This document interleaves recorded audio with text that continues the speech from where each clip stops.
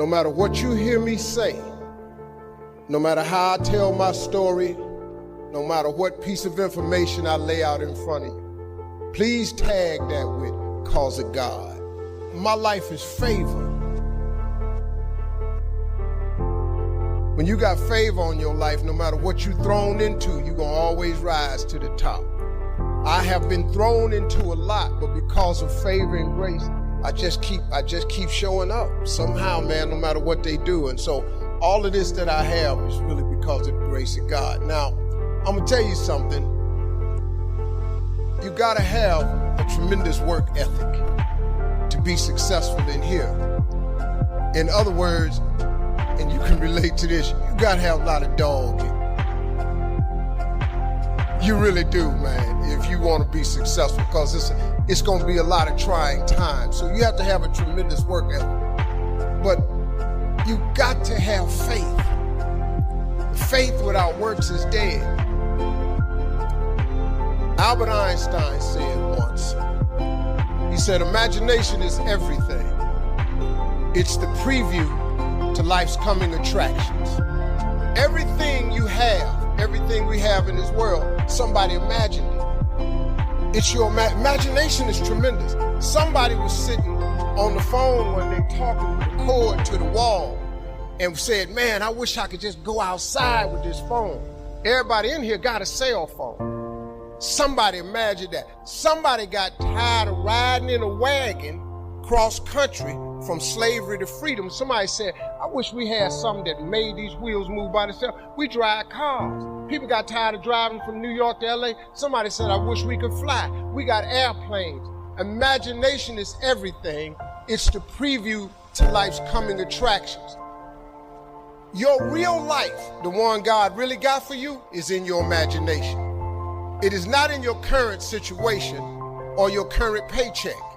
And if you've been living like that, you have then restricted yourself to a commonality that is really not yours. Because what really God got for you is really in your imagination. Faith is the substance of things hoped for and the evidence of things not seen. So when I told you a minute ago, you gotta have a tremendous work ethic, but you gotta have a lot of faith. I talk to so many people who get older, like some of us are, and they've lost their faith. Well, faith is really simple. Faith is the substance of things hoped for. All that means is in the beginning, you just hope something pop up. You know, you just kind of hope something happened for you. I was hoping I would get on TV. I wrote it on a piece of paper when I was 10. I want to be on TV. The problem I had when I wrote it at 10 was I suffered from a severe stuttering problem. I could not talk outside of my house. So can you imagine when I wrote on a piece of paper, I want to be on TV and turned that in? But when I wrote it on the paper, it wasn't factual. It was just hoping. You just got to start with the hope. Faith is the substance of things that you hope for. You just hope something, John. Then what happened is through grace and favor, he give you a couple of them things you hope for, and then you're supposed to start believing then. Because now it turns into faith. But if you take this scripture, faith is the substance of things hoped for and the evidence of things not seen. What is the evidence of things not seen? I just told it to you. Albert Einstein said, imagination is everything.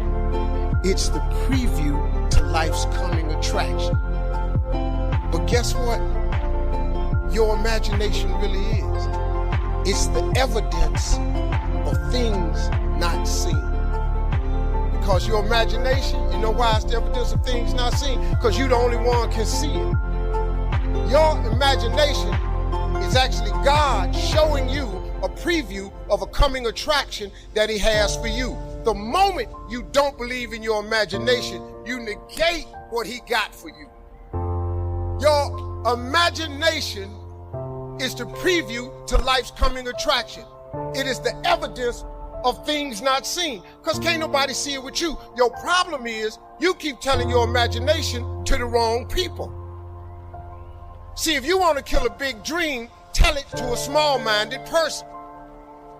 It's dead. How many times, man, have you had a tremendous idea? Something you thought was the one, and you went and told it to your loved ones, and your so-called friends, and they shot it down. I mean, you was convinced that it was just, oh man, I just came to you.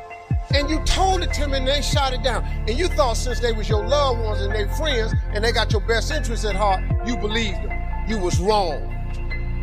You let them talk you out of what God got for you. Some of y'all still sitting here with the ambition of opening a business one day, but you scared to go start the business because you got a job and you got bills.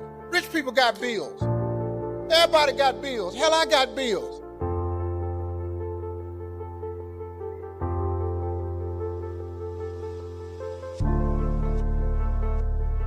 You're going to let the fact that you got some bills stop you from opening the business, the thing that God done put in your imagination? So you're going to squash that because you got bills. Everybody got bills. Your real life is in your imagination.